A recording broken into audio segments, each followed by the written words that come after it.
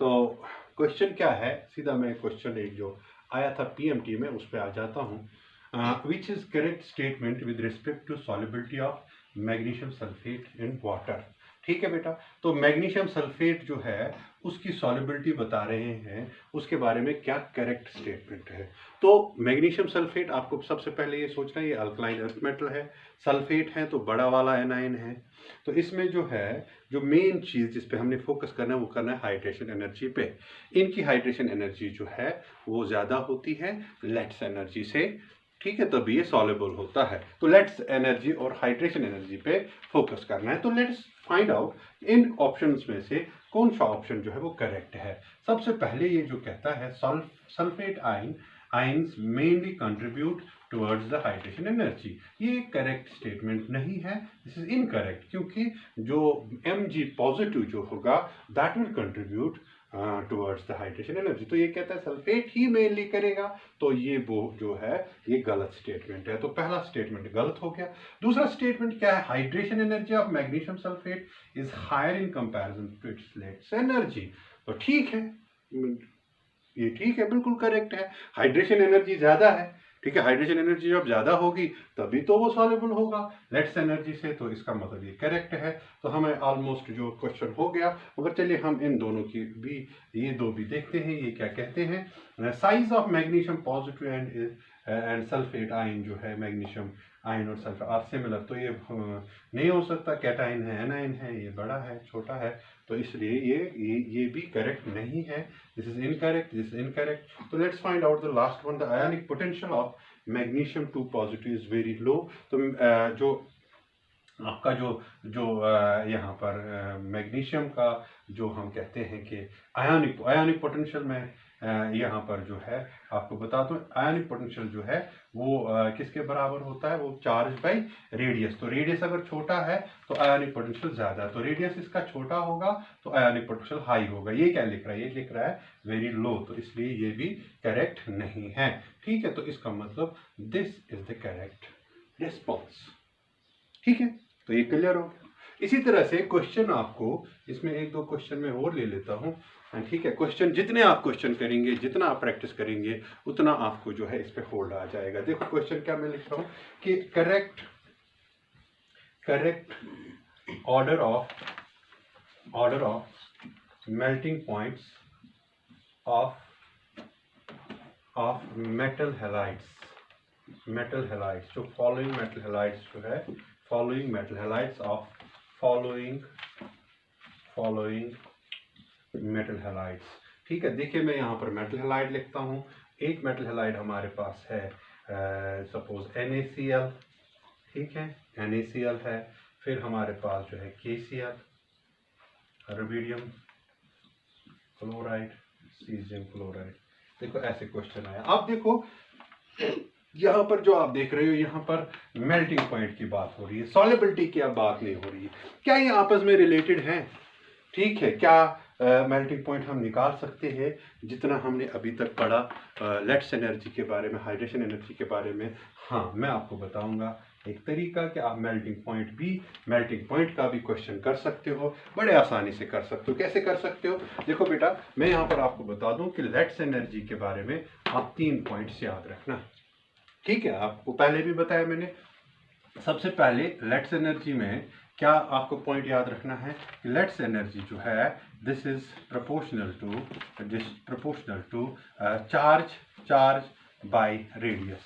ठीक है, रेडियस जो कैटाइन एनाइन रेडियस है उसके पे जो है डिपेंड करता है। चार्ज जितना ज्यादा होगा उतनी लेट्स एनर्जी ज्यादा होगी। ठीक है, और जो रेडियस जितना कम होगा उतनी लेट्स एनर्जी ज्यादा होगी। तो इसका मतलब ये दो चीजें कहीं कंपेयर करनी होंगी, तो इस बेस पे आप करेंगे। तो लेट्स एनर्जी का सीधा क्वेश्चन आया तो आराम से आप बता सकते हो। अच्छा, दूसरी चीज जो आपने इसमें याद रखनी है, बेटा ध्यान से सुनो, जो दूसरी चीज मैं बता रहा हूं वो ये कि आपका जो लेट्स एनर्जी जो है, lattice energy is directly proportional to melting point. देखो मैं यहाँ पे बता रहा हूँ मेल्टिंग पॉइंट। देखो लेट्स एनर्जी का मतलब ये होता है कि जब आयंस नजदीक आए, क्रिस्टल बनाए, सॉलिड बनाए, और वहाँ पे जो एनर्जी रिलीज होती है for one mole, that is known as lattice energy. अब अगर ये बहुत अच्छे से नज़दीक आए तो इसका मतलब ये बहुत कम्पैक्ट, बहुत अच्छा क्रिस्टल बना होगा। अगर अच्छा क्रिस्टल बना होगा इसका मतलब इसको मेल्ट करने के लिए, इनको दूर लेने के लिए आपको ज़्यादा एनर्जी देनी पड़ेगी। तो देयरफॉर आपको याद रखना है जितनी लेट्स एनर्जी ज़्यादा उतना मेल्टिंग पॉइंट ज़्यादा, सिंपल। तो लेट्स एनर्जी का जो ऑर्डर होगा that will be the order of the melting point. और तीसरा पॉइंट ये जो आपको याद ही है, जो हमने पहले भी बताया, ठीक है, that is lattice energy is inversely proportional to what बेटा, सॉल्युबिलिटी। सॉल्युबिलिटी। तो अगर आपने ये 3 पॉइंट याद रखे तो मुझे लगता है आपको जो सॉल्युबिलिटी वाले क्वेश्चन है वो आप आराम से कर सकते हो। अब coming to this question, correct order of melting point of the following. तो हमें इसका मतलब मेल्टिंग पॉइंट निकालने के लिए हम लेट्स एनर्जी का निकालेंगे, और लेट्स एनर्जी निकालने के लिए हम इनमें देखेंगे चार्ज और साइज। ठीक है, तो आप देखो बेटा कि इनमें एनाइन तो एक जैसा है, तो इससे कोई जो है हमें पता नहीं चलेगा, एनाइन जो है वो साइज सेम है। तो कैटाइन की साइज की बात करेंगे तो कैटाइन में आपको पता है व्हेन वी मूव डाउन, यहाँ से यहाँ जाएंगे, साइज बढ़ेगा। जितना साइज बढ़ेगा उतनी लेट्स एनर्जी कम हो जाएगी, उतनी लेट्स एनर्जी, तो इसका मतलब इसकी लेट्स एनर्जी कम होगी। अगर इसकी लेट्स एनर्जी कम होगी इसका मतलब इसका मेल्टिंग पॉइंट भी कम होगा। तो ये इजीली हम जो है मेल्ट कर सकते हैं। इसका कम टेम्परेचर पे मेल्ट हो जाएगा, ये ज्यादा टेम्परेचर पे मेल्ट हो जाएगा। Therefore what is the order of the melting point in this case? Order क्या होगा बेटा, शाबाश, what will be the correct order? सबसे ज्यादा मेल्टिंग पॉइंट किसका होगा? वो इसी का होगा, NaCl का, उसके बाद KCl, उसके बाद CaCl। देखो इसका लेट्स एनर्जी सबसे कम, इसलिए मेल्टिंग पॉइंट भी सबसे कम। ठीक है, लीस्ट मेल्टिंग पॉइंट इसका होगा, लीस्ट मेल्टिंग पॉइंट इसका होगा, और इसका in this case highest melting point जो है यहाँ पर NaCl का होगा। तो मुझे लगता है ये क्लियर हो गया। ठीक है, मेल्टिंग पॉइंट पे भी कभी क्वेश्चन पूछ सकते हैं। ठीक है, मेल्टिंग पॉइंट हो गया, सॉल्युबिलिटी होगी, तो इसी पे ज़्यादातर क्वेश्चन आपको पूछ सकते हैं। मुझे लगता है कोई मसला नहीं इसमें। आपको जो है जैसे आपको कभी कभी अल्कलाइन अर्थ मेटल के बारे में पूछेंगे। सपोज क्वेश्चन यहाँ पर है बेरिलियम हाइड्रोक्साइड, ठीक है, बेरिलियम हाइड्रोक्साइड, मैग्नीशियम हाइड्रोक्साइड, ठीक है, कैल्शियम हाइड्रोक्साइड। ठीक है, तो अगर आपको ऐसे पूछेंगे सपोज, ठीक है, बताओ इनका मेल्टिंग पॉइंट का ऑर्डर, इनका मेल्टिंग पॉइंट का ऑर्डर। तो आप देखो हाइड्रोक्साइड हाइड्रोक्साइड हाइड्रोक्साइड, तो सब में हाइड्रोक्साइड है तो वो तो एक जैसा है। तो अब इनका जो है 2 पॉजिटिव 2 पॉजिटिव 2 पॉजिटिव, तो ये आयन है। बताओ आयन जितना बड़ा हो जाएगा, आयन जितना बड़ा हो जाएगा उतना, आयन जितना बड़ा हो जाएगा उतनी लेट्स एनर्जी कम हो जाएगी, जितनी लेट्स एनर्जी कम हो जाएगी उतना मेल्टिंग पॉइंट कम हो जाएगा। तो मेल्टिंग पॉइंट का ऑर्डर फिर से जो है हमें आराम से आ सकता है, this will be the melting point order. ठीक है, बताओ सॉल्युबिलिटी का ऑर्डर, शाबाश, सॉल्युबिलिटी का ऑर्डर, सॉल्युबिलिटी का यही होगा? नहीं, सॉल्युबिलिटी का रिवर्स होगा कि सबसे ज़्यादा सॉल्युबल, जिसकी कम लेट्स एनर्जी वो ज़्यादा सॉल्युबल, तो सॉल्युबल ज़्यादा ये होगा। तो सॉल्युबिलिटी का ऑर्डर उल्टा होगा। ठीक है ना? तो देखो साथ साथ में आपको बता रहा हूँ। ठीक है, तो ये जो है आपका सॉल्युबिलिटी जो है वो इस तरह से आ सकता है। ठीक है, सॉल्युबिलिटी जो है रिवर्स होगा। ठीक, तो ये 3 पॉइंट आप दिमाग में रखो, आप देखो आप क्वेश्चन कर सकते हो। अच्छा, एक और क्वेश्चन मैं यहाँ पे ले लेता हूँ। अगर सपोज अब आपको जो है अल्कली मेटल और अल्कलाइन अर्थ मेटल, जैसे आपको KCl एंड CaCl2, इनमें आपको पूछा जाता है बताओ मेल्टिंग पॉइंट, ठीक है, बताओ इनका सॉल्युबिलिटी। ठीक है, अगर ऐसे क्वेश्चन भी कभी आ जाते हैं, ठीक है, आप क्वेश्चन पूछते हैं कभी, तो उस टाइम आप क्या करेंगे? देखो बेटा यहाँ पर आपको जो है एनाइन सेम है, ठीक है, Cl है। यहाँ पर आपको क्या करना है, एनाइन सेम है, कैटाइन का फर्क है, मगर कैटाइन का फर्क तो है ही है, मगर यहाँ पर चार्ज का भी फर्क है। देखिए ये +1 है, इसका 2+ है, तो चार्ज ज़्यादा तो लेट्स एनर्जी ज़्यादा, लेट्स एनर्जी ज़्यादा तो मेल्टिंग पॉइंट ज़्यादा। ठीक है, मेल्टिंग पॉइंट ज़्यादा, ठीक है, तो सॉल्युबिलिटी कम। तो इसका मतलब मेल्टिंग पॉइंट किसका ज़्यादा होगा? CaCl का, CaCl2 का मेल्टिंग पॉइंट ज़्यादा होगा as compare to KCl। Number 1। Number 2, अगर सॉल्युबिलिटी होगी तो रिवर्स होगी। रिवर्स क्या होगी कि हमारा जो यहाँ पर ध्यान से सुनो, यहाँ पर हमें अब लेट्स एनर्जी किसकी कम, देखो lattice energy is directly proportional to, ध्यान से सुनो यहाँ पर, ठीक है, तो कभी कंफ्यूजन होता है, ठीक है, मुझे भी कभी कंफ्यूजन हो सकता है यहाँ पर। Lattice energy is directly proportional to charge, lattice energy is direct, जिसका चार्ज ज़्यादा उसका लेट्स एनर्जी ज़्यादा, ठीक है, तो इसका चार्ज ज़्यादा, ठीक है, तो इसका लेट्स एनर्जी ज़्यादा, जिसका लेट्स एनर्जी ज़्यादा उसका मेल्टिंग पॉइंट ज़्यादा, ठीक है, ठीक है। तो फिर सॉल्युबिलिटी, जिसका मेल्टिंग जिसका लेट्स एनर्जी ज़्यादा उसका सॉल्युबिलिटी कम, तो सॉल्युबिलिटी इसकी कम होगी, इसकी ज़्यादा होगी, so KCl will be more soluble than CaCl2। तो ऐसे क्वेश्चन जो है आपको कभी इसमें आ सकते हैं रिगार्डिंग द सॉल्युबिलिटी। हाँ, इसमें कोई किसी जगह पर जो है कोई एनॉमलस बिहेवियर है उसका ध्यान रखना है आपने, ठीक है, वो मैं अलग से बताऊंगा, ठीक है। उसमें कुछ वजूहात होती है, जैसे आपके पास जो है लिथियम फ्लोराइड लेस सॉल्युबल होता है, क्यों होता है, फ्लोराइड की केमिस्ट्री ही वैसे डिफरेंट है, तो उसमें आपको ज़्यादा जाने की ज़रूरत नहीं है, ठीक है। तो अब हम सॉल्युबिलिटी में एक बहुत ही इम्पॉर्टेंट कंसेप्ट की तरफ जा रहे हैं सॉल्युबिलिटी में, ठीक है। What is that concept? That is solubility of alkali metals and alkaline earth metals. अब मेटल, साल्ट की बात नहीं कर रहे, हम इनके जो है वो मेटल खुद एज सच उसकी बात कर रहे हैं, वो सॉल्युबल हो जाता है, किस में हो जाता है, वो हमने देखा है, हाइड्रेशन हो जाती है, पानी में बन जाता है। तो दूसरा जो इसका बहुत ही इम्पॉर्टेंट है, जो पानी से भी ज़्यादा इम्पॉर्टेंट है, जिस पे क्वेश्चन आते हैं, बहुत सारे क्वेश्चन आते हैं, वो क्वेश्चन किस तरह के होते हैं वो भी हम देखेंगे। और है क्या वो, दैट इज सॉल्युबिलिटी ऑफ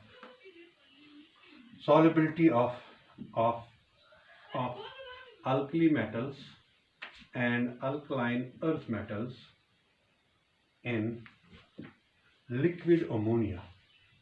देखो बेटा ध्यान से देखो, लिक्विड अमोनिया, यहाँ पर मैंने लिखा हुआ है लिक्विड अमोनिया, ध्यान से देखना, लिक्विड अमोनिया, तो इसका मतलब ये अमोनिया जो है आपने लिक्विड फॉर्म में लेना है। ये नॉर्मली किस फॉर्म में होता है ammonia? All of you know, normally ये जो रूम टेम्परेचर पे ये गैसेस फॉर्म में होता है, ठीक है। अगर पानी में डालेंगे तो ये एक्वस बन जाएगा, तो वहाँ पर जो है अमोनियम हाइड्रोक्साइड की फॉर्म में होता है, तो हमें वो नहीं लेना है। लेबॉर्ट्री में जनरली आपको ये लिक्विड अमोनिया नहीं होता, अगर होगा ठीक है, तो ये बहुत ही ठंडा होता है, लो टेम्परेचर पे होता है, लिक्विड अमोनिया लिक्विफाई करके अमोनिया होता है। तो इसी लिक्विड अमोनिया की बात हम कर रहे हैं, अमोनियम हाइड्रोक्साइड की बात नहीं कर रहे, पानी में ऑलरेडी जो है, नहीं, लिक्विड अमोनिया की बात कर रहे हैं। इसमें सॉल्युबिलिटी कैसे होती है अल्कली मेटल और अल्कलाइन अर्थ मेटल की, ठीक है। तो इसमें बेटा देखो क्या चीज हमने देखनी है। सबसे पहले जो है हम क्या करते हैं कि ये जितने भी अल्कली मेटल हैं, तो सबसे पहले हम अल्कली मेटल की बात करेंगे। पहला पॉइंट अगर इसमें आप देखो वो ये कि जितने भी अल्कली मेटल्स हैं, ऑल अल्कली मेटल, पहले हम अल्कली मेटल ही देखेंगे, all alkali metals are soluble in liquid ammonia. Liquid ammonia में सारे जो है अल्कली मेटल सॉल्युबल है, सारे, ठीक है। लिक्विड अमोनिया आपने क्या किया, ध्यान से देखो, आपने लिक्विड अमोनिया लिया, इसमें ये लिक्विड अमोनिया है, ठीक है, लिक्विड अमोनिया, और इस लिक्विड बहुत ठंडा होगा, ये लिक्विड अमोनिया है, आपने इसमें अपना अल्कली मेटल डाला, लिथियम डाला, सोडियम डाला, ठीक है। साल्ट मैं अभी नहीं बता रहा हूं, मैं बता रहा हूं अब ये सीधा जो है पोटेशियम डाला, कोई भी डाला, this will get soluble in this, ठीक है। तो पहला पॉइंट हमने क्या देखा कि all alkali metals are soluble in liquid ammonia, ठीक है। अच्छा चलो ये तो ठीक है, इतना तो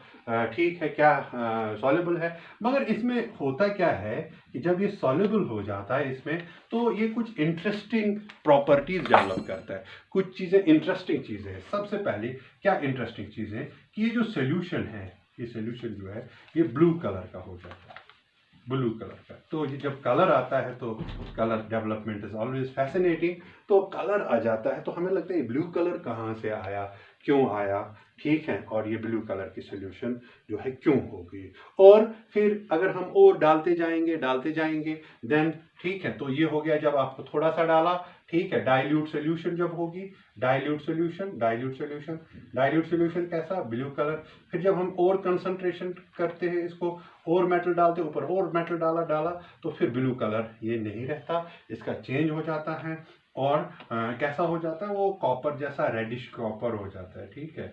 रेडिश कॉपर कलर हो जाता है इसको, तो वैसा ही कलर इसमें आ जाता है। और अगर आप और फर्दर एडिशन जो है, फर्दर ऐड करोगे, फर्दर एडिशन, ठीक है, सॉल्युबिलिटी में फर्दर एडिशन, तो फिर वहां पर नो सॉल्युबिलिटी, वहां पर कोई सॉल्युबिलिटी अब नहीं होगी बेटा, ठीक है। तो सॉल्युबिलिटी नहीं होगी, तो इसका मतलब एक इंटरेस्टिंग सा फिनोमिना है यहाँ पर कि ब्लू कलर आ जाता है, फिर और कंसंट्रेशन बढ़ाएंगे, रेडिश आ जाता है, और उसके बाद जो है सॉल्युबिलिटी नहीं रहती। तो लिक्विड अमोनिया में सारे सॉल्युबल है, ठीक है। सॉल्युबल क्यों है पहले हम वो देखेंगे, हाउ दे आर सॉल्युबल। और दूसरी चीज जो बहुत इंपॉर्टेंट है, ये ब्लू कलर जो है ये कहाँ से आ रहा है, how this blue colour is developed. ये ब्लू कलर जो है ये कहाँ से आता है, ध्यान से देखो ब्लू कलर कहाँ से आता है, ठीक है। तो मैं आपको यहाँ पर बताने की कोशिश कर रहा हूँ। तो होगा क्या कि सबसे पहले आप देखो बेटा ब्लू कलर जो है कहाँ से आएगा। सबसे पहले क्या होगा कि जो ही आपने इसमें डाल दिया, ये जो मेटल जो है आपने डाल दिया, ये मेटल क्या करेगा, मैं M लिखता हूँ यहाँ पर, M, ध्यान से सुनो, ये जो M जो है it will get ionised into M positive and electron. बेटा मैं क्या ये बता रहा हूँ, मैं आपको बता रहा हूँ ब्लू कलर जो है ये कहाँ से आया, वाई ब्लू, ठीक है, वाई ब्लू, ब्लू कहाँ से आया और फिर जाके ये जो है रेडिश कैसे हो जाता है। तो पहले हम ब्लू कलर, इस ब्लू कलर की फैंटास्टिक प्रॉपर्टीज है, वो भी हमने अलग से यहाँ पर अभी डिस्कस करनी है। सबसे पहले मैं बताऊंगा कि ये कलर ही कैसे आ सकता है। करता क्या है, जो ही हमने मेटल डाला, मेटल आयनाइज हो गया, मेटल कैटाइन बन गया और इलेक्ट्रॉन जो है फ्री इलेक्ट्रॉन हो गया। उसके बाद देखिए एक इंटरेस्टिंग सा फिनोमेना होता है जो आपने पहले भी देखा है कि जो ये मेटल का कैटाइन है, ठीक है, ये किसी भी मेटल का होगा, लिथियम का, सोडियम का, पोटेशियम का, तो ये क्या करता है, ये अमोनिया के साथ इंटरेक्ट करता है।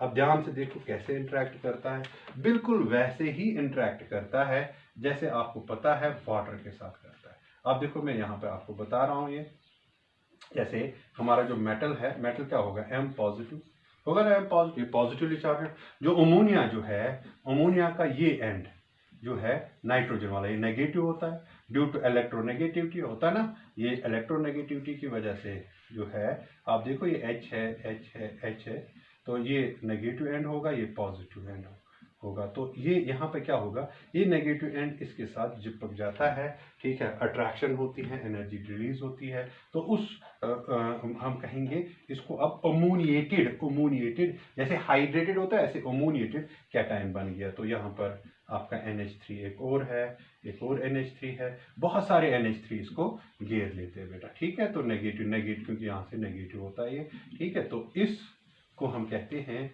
Ammoniated cation, ammoniated cation. अब जब इसको लिखना होगा तो हम यहाँ पर, हमें पता नहीं ना कितने अमोनिया है, हम यहाँ पर लिखते हैं जनरली X, और ये एक कम्प्लेक्स बनाता है। वो कम्प्लेक्स कैसा होता है, वो होता है M, फिर लिखूंगा मैं NH3, ध्यान से देखो NH3, और कितने टाइम्स, X टाइम्स, ठीक है। और यहाँ पर कॉम्प्लेक्स में चार्ज जो है, क्योंकि न्यूट्रल लिगेंड होता है तो चार्ज सीधा यहाँ पे आ सकता है। दिस इज द कैटायन, इसको कहेंगे हम अमोनिएटेड कैटायन। क्या बन गया बेटा, अमोनिएटेड कैटायन। तो अमोनिएटेड कैटायन के बाद दूसरी चीज जो होती है, जो इससे ज्यादा इंपॉर्टेंट है, इंटरेस्टिंग है, वो ये कि यहाँ आप देखोगे कि जो इलेक्ट्रॉन जो है it acts as an anion, the way anion acts. तो ये जैसे एनाइन होता है, तो ये इलेक्ट्रॉन क्या करता है, जिस तरह से इससे जो है अमोनिएटेड हो गया, तो इलेक्ट्रॉन जो है वो भी जैसे अमोनिएट हो जाता है। कैसे हो जाता है आपको पता ना बेटा, अमोनिया का जो ये H होता है, दिस इज पॉजिटिव, सो ये H की तरफ जो H जो है यहाँ, ये पॉजिटिव पार्ट होता है, ये नेगेटिव होता है, तो ये यहाँ से जो है इसके साथ रिएक्ट जो है इसके साथ जो है अट्रैक्शन करता है। यहाँ पर H, अब H वाला पार्ट, कुछ अमोनिया इसके साथ हो गए तो उन्होंने अमोनिएट कैटायन बना दिया, मगर कुछ अमोनिया जो है किसके साथ हो गए, इलेक्ट्रॉन के साथ, ठीक है। तो लेट्स से वो Y इलेक्ट्रॉन थे और उन्होंने अमोनिया के साथ बना दिया, ठीक है। और उन्होंने अब जो चीज यहाँ पे बनाई, दैट इज अमोनिएटेड ओमोनिएटेड, यहाँ पे y लिखूंगा मैं क्योंकि y टाइम्स है, ठीक है, और इसका चार्ज यहाँ पर नेगेटिव, मैं लिखूंगा यहाँ पर दिस इज ओमोनिएटेड, ओमोनिएटेड क्या बेटा, ओमोनिएटेड इलेक्ट्रॉन, ओमोनिएटेड इलेक्ट्रॉन। तो दो चीजें मुझे मिली, देखो बेटा क्या क्या मिला, एक मिला ओमोनिएटेड कैटाइन और दूसरा क्या मिला, शाबाश, दूसरा मिला मुझे ओमोनिएटेड इलेक्ट्रॉन, दो चीजें मिली। तो जब आप बुक्स में देखोगे तो उन्होंने जनरली ये ऐसे ओपन नहीं लिखा होता है, उन्होंने इन तीनों को ऐड किया होता है, ठीक है, और आयन जो है, इलेक्ट्रॉन जो है, जनरली हम रिएक्शन में नहीं लिखते। तो अगर हम यहाँ पर देखेंगे, इसको ऐड करेंगे तीनों को, अब देखो यहाँ पर ये इलेक्ट्रॉन प्रोडक्ट साइड है, यहाँ पे रिएक्टेंट साइड है, वी कैन कैंसल इट, हम इसको कैंसिल कर सकते हैं, ये कैटाइन यहाँ से है, ये इसको कैंसिल कर सकते हैं। तो हमें अब बस ये चीज़ें रहेगी। तो ओवरऑल अगर मैं रिएक्शन यहाँ पे लिखूँ तो ओवरऑल रिएक्शन क्या होगी, जो वहाँ पे लिखी भी होती है, M है ना, M, ये हो गया, ये M प्लस, यहाँ पर क्या क्या है, अब हमारे पास है x प्लस वाई टाइम्स क्या, x प्लस वाई टाइम्स क्या बेटा, शाबाश, x plus y times ammonia, x plus y times ammonia, ठीक है, अमोनिया अब हमारे पास x प्लस वाई टाइम्स है। गिव्स क्या देता क्या है, शाबाश, एक देता है अमोनिया का कैटाइन, आप देखो कैटाइन, ठीक है, x टाइम्स, एंड देन और क्या देता है, और देता है हमें ये जो है हमारा यहाँ पर ammoniated cation and ammoniated electron NH3Y और यहाँ पर बेटा नेगेटिव इलेक्ट्रॉन। तो ये दो चीजें आपको मिल जाती है, ठीक है, और इसी की वजह से हमें कलर वगैरह जो है, जो ये सारा फिनोमेना हुआ, जो ये reaction, this is the very important reaction जो लिक्विड अमोनिया में अल्कली मेटल करते हैं, जिस पे आपको ध्यान रखना है। और इसी की वजह से हम जितनी भी प्रॉपर्टीज इसमें अब है वो हम एक्सप्लेन कर सकते हैं। किस तरह की प्रॉपर्टीज है वो हम इसमें प्रॉपर्टीज देख सकते हैं, जैसे इनमें कलर देख सकते हैं, इनमें कंडक्टिविटी देख सकते हैं, इनमें मैग्नेटिक बिहेवियर देख सकते हैं, बहुत सारी चीज़ें जो हम इसमें देख सकते हैं। सबसे पहले अब हम इस ब्लू कलर सोल्यूशन जो है इसके जो है प्रॉपर्टीज देखेंगे। प्रॉपर्टीज में सबसे पहले जो प्रॉपर्टीज है, प्रॉपर्टीज में क्योंकि इस पे क्वेश्चन आता बेटा, इन प्रॉपर्टीज पे सबसे पहले जो है हम कलर पे बात करेंगे कि कलर क्यों आता है। कलर जो है आपको पता है बेटा, कलर जो है वो दिस फ्री इलेक्ट्रॉन्स, जो फ्री अमोनिएटेड इलेक्ट्रॉन्स जो है, फ्री अमोनिएटेड इलेक्ट्रॉन्स, ठीक है, ammoniated electrons they are almost free, ठीक है, तो इनकी वजह से आपका कलर आता है। कैसे आता है, देखो ये एब्जॉर्ब करते हैं, आपको पता है electrons get excited to higher energy state, जब हायर एनर्जी स्टेट पे आते हैं, ठीक है, तो दे एब्जॉर्ब सम वेवलेंथ, जब कुछ एब्जॉर्ब की तो फिर जो एब्जॉर्ब करते हैं उसका कम्प्लीमेंट्री कलर जो है वो आ जाता है, जो फिर जब ये वापस आ जाते हैं, एक्चुअली जो एब्जॉर्ब किया ना, फिर जब वापस आ जाते थे, ऐसे कह सकते हैं,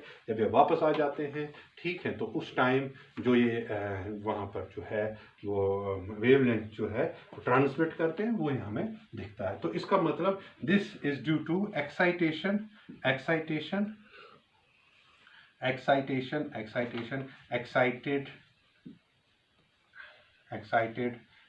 free electrons, excited free electrons, कौन से वाले, अमोनिएटेड फ्री इलेक्ट्रॉन्स, ठीक है, तो वो क्या करते हैं, by absorbing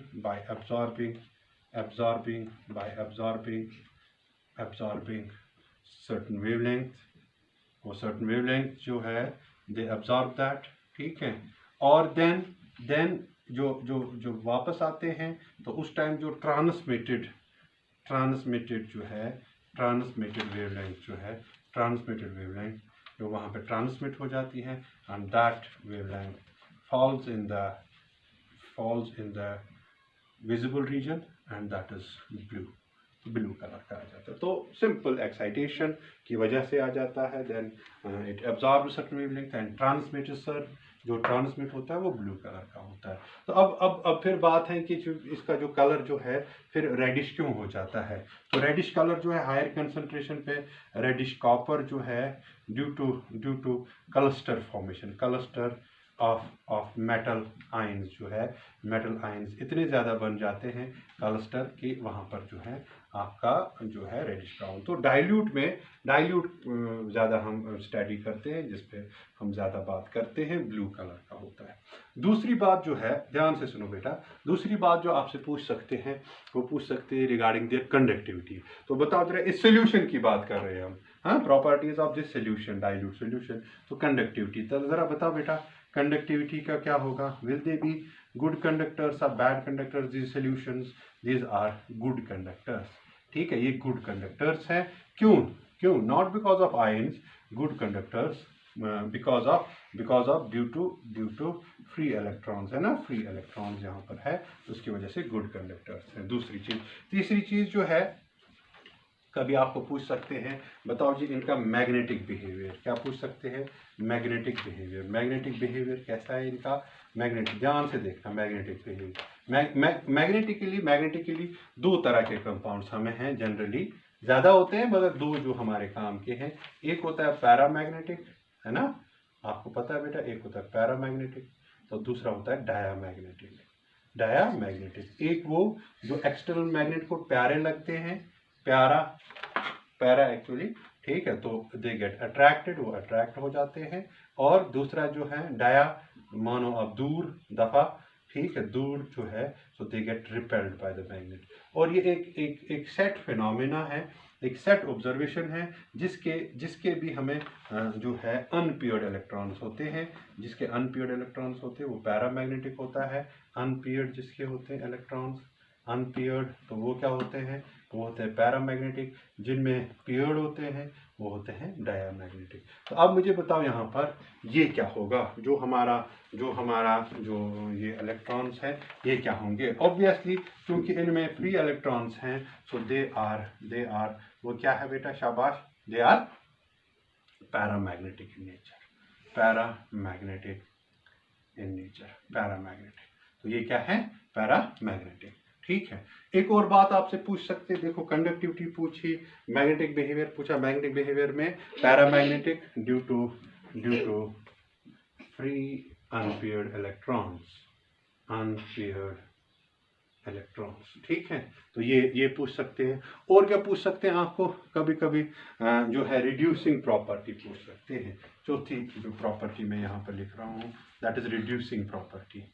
रिड्यूसिंग प्रॉपर्टी, देखो बेटा आपको पता है ना सबको कि जो हमारे अल्कली मेटल्स होते हैं they act as reducing agents, alkali metal, मगर उनसे बेहतर रिड्यूसिंग एजेंट उनका जो सोल्यूशन है अमोनिया में। तो इसका मतलब अगर आपको अल्कली मेटल को एज रिड्यूसिंग एजेंट यूज करना है तो what you do, reducing agent use करना है, आप उस अल्कली मेटल को अमोनिया में डालो। अमोनिया में डाल के क्या होगा कि उनमें फ्री इलेक्ट्रॉन्स होंगे। रिडक्शन क्या होती है? किसी को इलेक्ट्रॉन देना, यहाँ पर अवेलेबल ही है तो दे देता है, तो इसलिए यहाँ पर they are strong, very strong reducing agents. ठीक है, रिड्यूसिंग एजेंट्स, इनफैक्ट आपको जो मेटल है उससे खुद से ज़्यादा ये स्ट्रॉन्ग रिड्यूसिंग एजेंट्स होते हैं। ठीक है, और लास्टली इनके स्टेबिलिटी के बारे में कभी बात होती है, बताओ ये स्टेबल है कि नहीं है? हाँ, ये they are quite stable, these solutions are quite stable, ये बहुत स्टेबल है। ठीक है, क्योंकि इनको कभी कभी क्या कहते हैं हम, we call them as alloy of these metals. Alloy तो नहीं है ये, ठीक है, एलॉय में तो मेटल्स दो या दो से ज़्यादा होते हैं, मगर एलॉय ऑफ अल्कली मेटल जो है, क्योंकि इनको हम इसलिए एलॉय कहते हैं क्योंकि इलेक्ट्रॉन जो है वो that acts as the partner of the metal. ठीक है, तो एलॉय ऑफ अल्कली मेटल्स कभी कभी कहते हैं। और यहाँ पर जो है हमें या कभी कभी इसको हम कहते हैं दिस इज डाइल्यूट मेटल। तो हम जो है, अगर आपको कोई पूछेगा कि डाइल्यूट मेटल, अल्कली मेटल क्या होता है, तो इसका मतलब होता है कि यहाँ पर अमोनिएटेड जो है इलेक्ट्रॉन और जो कैटाइन है जो लिक्विड अमोनिया में इनकी सोल्यूशन होती है उसकी बात हो रही है। ठीक है, तो मुझे लगता है क्लियर हो गया अमोनिया जो है, लिक्विड अमोनिया किस तरह से सॉल्युबिलिटी को है इन मेटल्स की इन्फ्लुएंस करता है। ठीक है, ऑल आर सॉल्युबल। और भी हमने कुछ चीज़ें देखी, क्या देखा बेटा कि इसकी प्रॉपर्टीज़ कैसी है। तो ये अमोनिया वाला अमोनिएटेड आयन, ठीक है, इसको अच्छे से देखना। एक बार समझ नहीं आया दो बार आप पूछ सकते हो, ठीक है, अच्छे से पूछ सकते हो।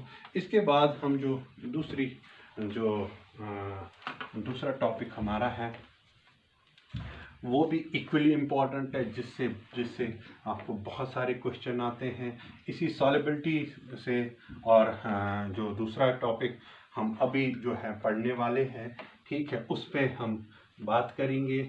क्वेश्चंस बहुत सारे आते हैं, जितने भी 5-10 साल अगर आप पीछे देखेंगे तो जितने भी क्वेश्चन हैं अल्कली मेटल में, most of the questions are from this solubility and from the other topic. वो टॉपिक क्या है वो मैं बताने जा रहा हूँ आपको बेटा, वो है thermal stability. Thermal stability of salts of alkali metals. Thermal stability of salts of alkali metals. Thermal stability. Thermal stability of salts of alkali metals and alkaline earth metals। ठीक है, तो ये आपको बहुत इंपॉर्टेंट है, मैं इसको लिख रहा हूँ, वेरी इंपॉर्टेंट। थर्मल स्टेबिलिटी क्या होती है? देखो बेटा, जब भी हमारे पास ये जो आपके कंपाउंड्स होंगे, आयनिक कंपाउंड्स, जिनको हम साल्ट्स कहते हैं, जो अल्कली मेटल के हों या अल्कलाइन अर्थ मेटल के हों, तो ये आयनिक कंपाउंड जो साल्ट्स बनाते हैं, तो इनको जब हम हीट करते हैं, when we go for heating, तो वहाँ पर क्या होता है कि हीटिंग से ये ब्रेक हो जाते हैं, ये टूट जाते हैं, दे ब्रेक ऑन हीटिंग, और उसी को हम कहते हैं कि थर्मली स्टेबल कितना है। अगर ये जल्दी टूट जाता है, इफ़ इट ब्रेक्स इजीली, अगर ये टूट गया जल्दी, तो हम कहेंगे इसकी लेस थर्मल स्टेबिलिटी है, तो जल्दी जल्दी हीट से टूट जाता है। अगर इसको टाइम लगता है, ठीक है, नहीं हीट ज़्यादा देनी पड़ती, हम कहेंगे ये this is more stable thermally. ठीक है, तो थर्मल स्टेबिलिटी समझ आया। So which resist breaking due to heat. ठीक है, तो उसको हम कहते हैं थर्मल स्टेबिलिटी, वही है। ठीक है, तो पहले पता होना चाहिए थर्मल स्टेबिलिटी क्या है। ठीक है बेटा, सपोज करके बेटा मेरे पास जैसे जो आयंस हैं, जो साल्ट्स है, जैसे लिथियम कार्बोनेट है, क्या है, ध्यान से सुनना, लिथियम कार्बोनेट, जब मैं इसको हीट करता हूँ, when I heat it, lithium carbonate, जब मैं इसको हीट करता हूँ, तो ये क्या करता है, ये टूट जाता है, किस में, ये बनाता है oxide, lithium oxide, Li2O, lithium oxide बनाता है, और ये ऑक्सीजन जो है गैस यहाँ से निकल जाता है। तो एक ऑक्साइड मिला, एक ऑक्साइड गया और ऑक्सीजन दिया। तो अगर यहाँ पर जो है, ध्यान से देखो बेटा, यहाँ पर कार्बन डाइऑक्साइड, ठीक है ना, तो कार्बन डाइऑक्साइड जो है वो अगर यहाँ पर जो है, ध्यान से देखो, अगर यहाँ पर आपको लिथियम ऑक्साइड और कार्बन डाइऑक्साइड निकला, तो अगर ज़्यादा हीट देनी पड़ेगी इसको तोड़ने के लिए, इसका मतलब थर्मल स्टेबिलिटी इसकी ज़्यादा है। अगर थोड़ा सा रूम टेम्परेचर पे टूट गया, थोड़े से टेम्परेचर पे ख़त्म हो गया, तो हम कहेंगे ये जो है क्या है, शाबाश, इसकी कम थर्मल स्टेबिलिटी है। ये तो कार्बोनेट जब टूटता है तो ऐसे टूटता है, ऑक्साइड और जो है कार्बन डाइऑक्साइड बनाता है। अगर लिथियम सल्फेट होगा, Li2SO4, लिथियम सल्फेट, आपको पता है बेटा, सल्फेट जब टूटते हैं तो कैसे टूटते हैं, हीटिंग से। जब टूटते हैं हीटिंग से तो ये क्या देते हैं, ये भी ऑक्साइड देते हैं और सल्फर डाइऑक्साइड। ठीक है, so they will give oxide, they will give sulphur dioxide, they will give oxygen. ठीक है, तो ये भी कभी क्वेश्चन आते हैं, ये कैसे टूटता है, क्या टूटता है। ठीक है, तो वो तो आप खुद ही इसमें बता सकते हो कैसे होगा। यहाँ कभी कभी जो है नाइट्रेट्स होते हैं, लिथियम नाइट्रेट अगर मैं लिखूँ LiNO3, ठीक है, लिथियम नाइट्रेट, ठीक है, ये NO3 पॉजिटिव नेगेटिव होता है, ये पॉजिटिव होता है, lithium nitrate. When you break it, lithium वाला मैं बोलता हूँ, ठीक है, मैं लिथियम पे ही बात कर रहा हूँ अभी। लिथियम जो है टूटेगा, मैं एग्जाम्पल बता रहा हूँ। ठीक है, तो ये भी ऑक्साइड बनाता है, NO2 बनाता है, एक तो ऑक्साइड बनाता है, एक NO2 बनाता है, और एक ऑक्सीजन रिलीज होता है। तो कहने का ये मतलब है कि ये जो है थर्मली जब हम इनको हीट करेंगे, ठीक है, तो ये ब्रेक हो जाएंगे इनटू द ऑक्साइड, इनटू जैसे carbon dioxide in sulphur dioxide, जैसे NO2 और ऑक्सीजन दिया। तो ये अगर ये रेजिस्ट होता है तो resistance to breaking due to heat, that is what is known as क्या बेटा, उसी को कहते हैं क्या, शाबाश, that is known as thermal stability. तो थर्मल स्टेबिलिटी पे अगर क्वेश्चन आ गया, ठीक है, तो मैं डायरेक्ट क्वेश्चन से स्टार्ट करता हूँ। ध्यान से देखो बेटा, क्वेश्चन से मैं स्टार्ट करता हूँ। अगर हमारे पास अल्कली मेटल होगा या अल्कलाइन अर्थ मेटल होगा, कोई भी आप लोगे, ठीक है बेटा, अल्कली मेटल लो, अल्कलाइन अर्थ मेटल लो, उनका कोई भी साल्ट, यहाँ पे कोई पाबंदी नहीं है, साल्ट कोई भी लो। जैसे सपोज बेटा मैं यहाँ पर एग्जाम्पल स्टार्ट करता हूँ, और एग्जाम्पल जो है मैं ऐसे ले रहा हूँ, एग्जाम्पल जो है मैं ले रहा हूँ अल्कली मेटल की। जैसे मैं लिख रहा हूँ lithium carbonate Li2CO3, lithium carbonate. फिर ले रहा हूँ मैं सोडियम कार्बोनेट। देखो बेटा, इससे बहुत ही क्लियर हो जाएगा। मैं भी आपको एक शॉर्ट टिप दूंगा, उससे कोई भी क्वेश्चन जो है इसमें निकल जाएगा। K2CO3, ठीक है, CSCO3, ठीक है, तो ऐसे सपोज ये है, ठीक है, तो सीजियम कार्बोनेट, ऐसे रुबीडियम भी हो सकता है। तो ये जो है आपका ऐसे दिया हुआ है, ठीक है। अब आपको पूछते हैं, बताओ इनकी थर्मल स्टेबिलिटी क्या है, ठीक है, थर्मल स्टेबिलिटी क्या है। थर्मल स्टेबिलिटी जो है किसकी ज़्यादा है, which will be resistant to heat, उसको जो ब्रेक नहीं होगा, कौन ज़्यादा होगा कौन कम होगा। अब ध्यान से देखो बेटा, एक चीज़ जैसे हम याद रखते हैं, जैसे जैसे फिर ये याद नहीं रहता मुझे पता है, मगर जैसे रहते हैं फ्रॉम टॉप टू बॉटम, ठीक है, हम ऐसे कह सकते हैं थर्मल स्टेबिलिटी इंक्रीजेस। मैं आपको बता दूँ, यहाँ पर लिख भी लिया मैंने, क्या, फ्रॉम टॉप टू बॉटम क्या बेटा, थर्मल स्टेबिलिटी इंक्रीजेस, ठीक है। तो बस क्वेश्चन का आंसर निकल गया।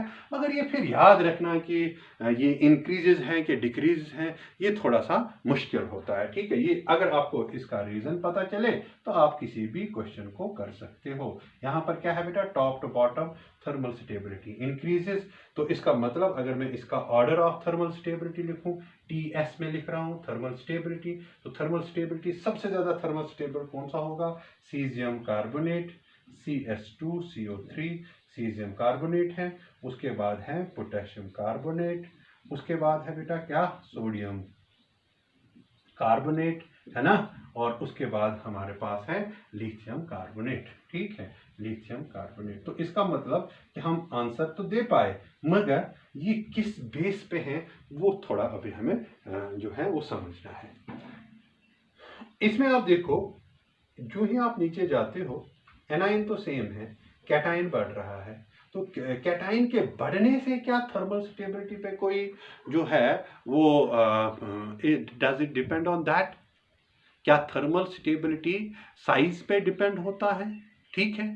The answer is yes, to some extent ये होता है, ठीक है, डेफिनेटली होता है। मगर आपको याद रखना है कि अगर आपको क्वेश्चन, सारे क्वेश्चन इसमें करने हैं, तो साइज आप जो है वो साइज जो है वो प्राइमरी रहेगा, मगर जो मेन चीज जिस पे आपको फोकस करना है, जिस पे आपको स्टेबिलिटी के लिए फोकस करना है, मेन थिंग, ठीक है, मेन थिंग जो है वो जिस पे आपको फोकस करना है, ध्यान से सुनना, वो होगा electropositivity.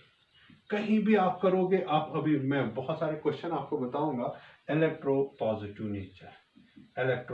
Nature, metallic nature, electropositive nature आपने देखना है कि जिसका इलेक्ट्रोपॉजिटिव नेचर जो है ज्यादा है, thermal stability is directly proportional to electropositivity. तो अगर आपको किसी की इलेक्ट्रोपॉजिटिव नेचर पता चला, तो आप उनकी थर्मल स्टेबिलिटी उन साल्ट्स का आराम से बता सकते हो, ठीक है। इसका मतलब जो चीज आपने देखनी है साइज पे है, ठीक है, साइज एक्चुअली फिर इलेक्ट्रोपॉजिटिव पे डिपेंड है, मगर आपको क्या याद रखना है कि जो इलेक्ट्रोपॉजिटिविटी है उस पे हमें थर्मल स्टेबिलिटी जो है वो देखनी है। अब देखिए, थर्मल स्टेबिलिटी और इलेक्ट्रोपॉजिटिविटी का कनेक्शन तो आपको समझ आया, मगर इलेक्ट्रोपॉजिटिविटी जो है वो क्या होती है, आपको पता है। इलेक्ट्रोनेगेटिविटी क्या होती है, उसी का ये अपोजिट होता है। इलेक्ट्रोनेगेटिविटी होती है tendency to attract the electrons, the shared pair of electrons. इसी तरह से जो टेंडेंसी टू डोनेट, उसका रिवर्स जो है इलेक्ट्रॉन्स, ठीक है, तो उसको हम कहते हैं इलेक्ट्रोपॉजिटिव, ठीक है। तो इलेक्ट्रोनेगेटिव क्या होता है? इलेक्ट्रोनेगेटिव, इलेक्ट्रोनेगेटिव किसी को हम कहते हैं तो that is tendency to attract क्या बेटा? शेयर्ड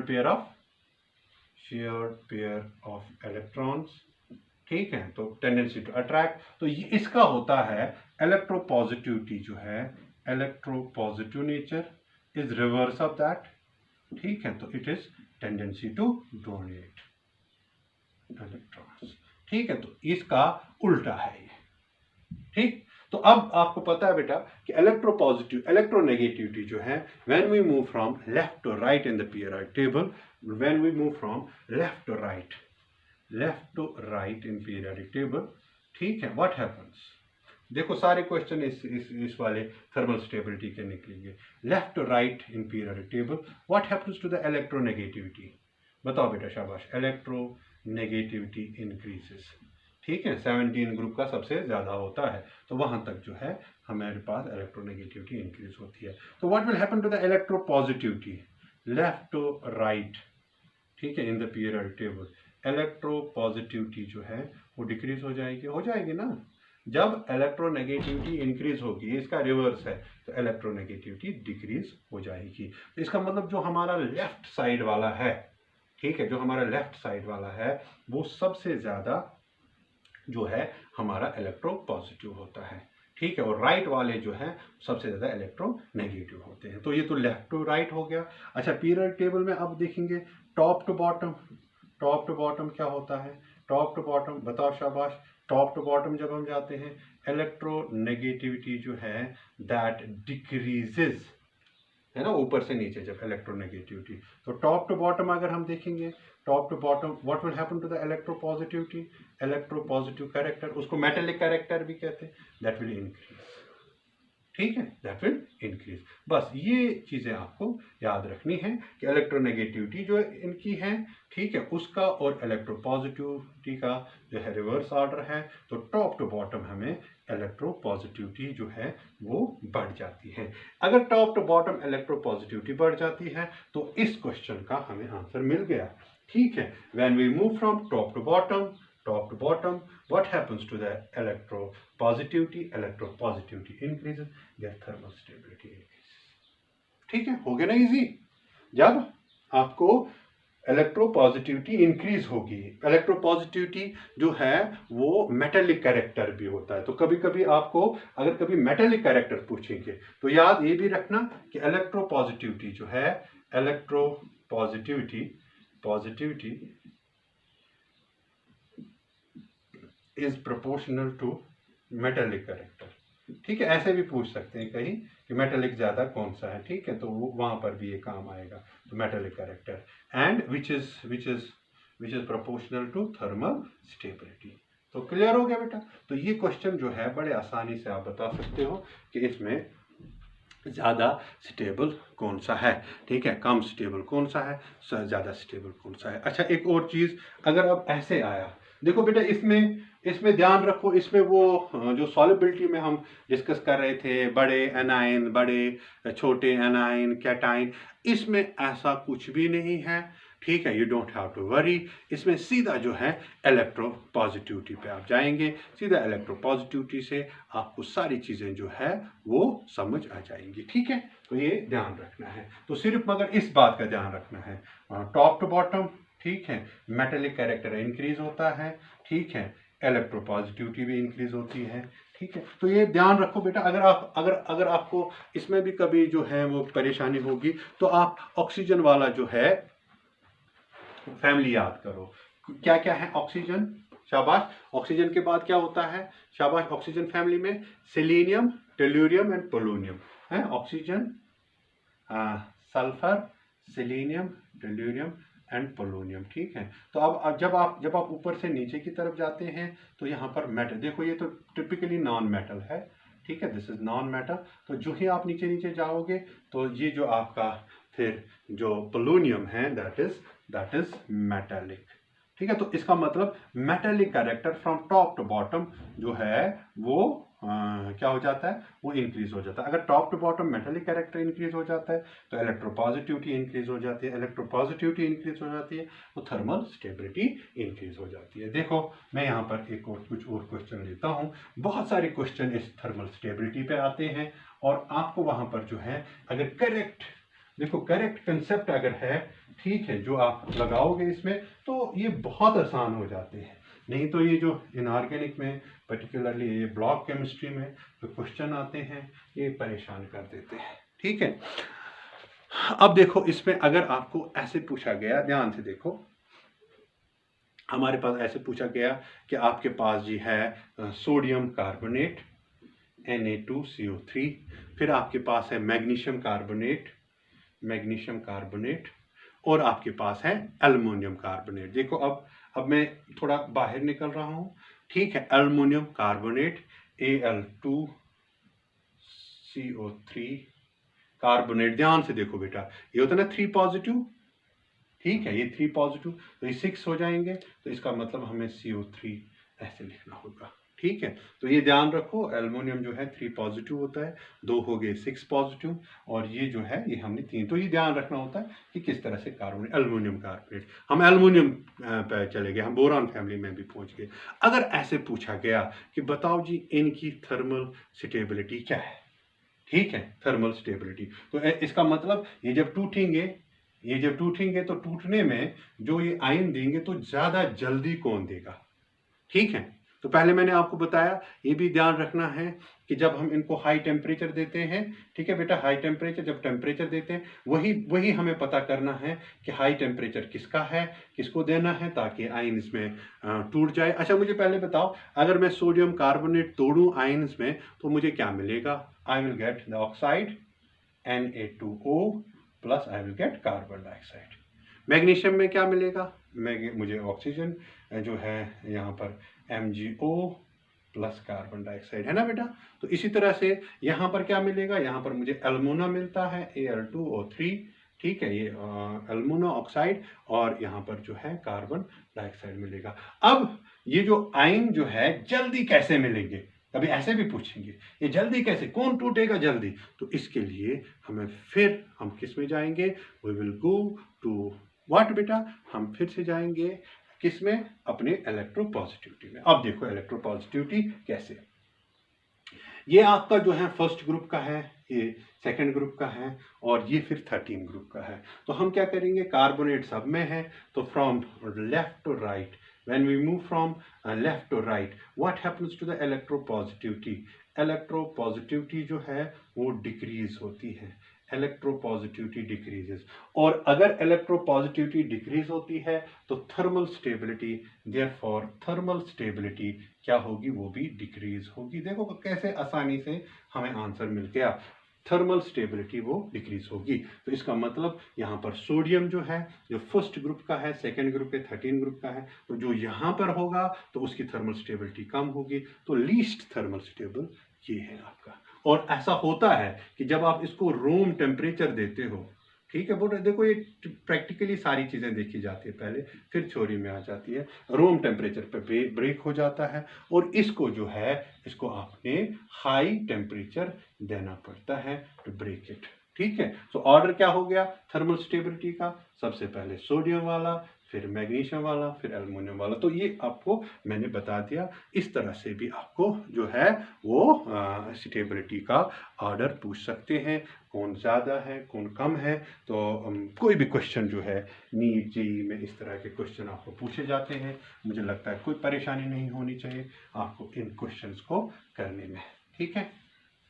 तो एक और क्वेश्चन मैं यहाँ पर आपसे पूछ लेता हूँ और आई होप आप ये क्वेश्चन जो है इसको थोड़ा सा देख लेना। आप जब आप इस क्वेश्चन को देखेंगे तो मुझे लगता है आप इसको खुद ही जो है मुझे इसका आंसर जो है बता सकते हैं। बताओ बेटा, अगर मैं आपसे पूछूं कि बताओ जी मेरे पास जो है बेरिलियम सल्फेट है, मैग्नीशियम सल्फेट है, कैल्शियम सल्फेट है, बेरिलियम सल्फेट,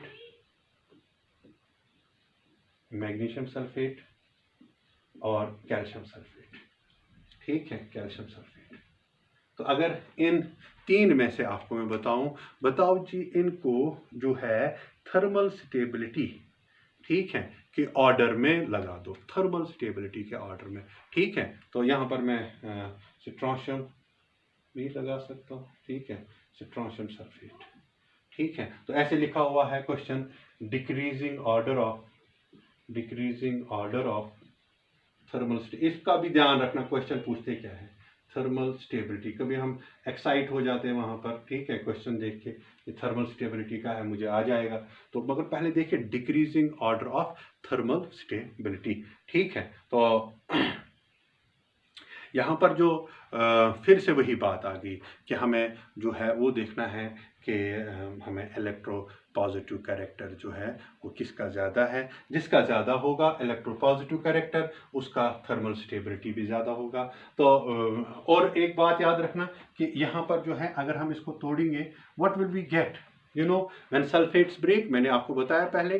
तो सल्फेट जो है वो यहाँ पर एक ऑक्साइड देगा, BeO है ना, BeO SO2, जब आप बार बार लिखेंगे याद हो जाता है फिर, और जो है यहाँ पर ऑक्सीजन निकल जाता है। तो इसी तरह से वैक्यूम में भी इसी तरह से टूट जाता है। और अगर आपको मैं बता दूं कि इनमें से इनको ये नहीं देखना है छोटा आयन बड़ा आयन, ठीक है। तो वो अब मैंने इलेक्ट्रोपॉजिटिविटी पे ही छोड़ दिया सारा, ठीक है। तो अब मुझे बताओ कि यहाँ पर ये टूटेगा, इसी तरह से ये भी टूटेगा। बताओ what is happening from top to bottom, ये टॉप है ये बॉटम है, टॉप टू बॉटम।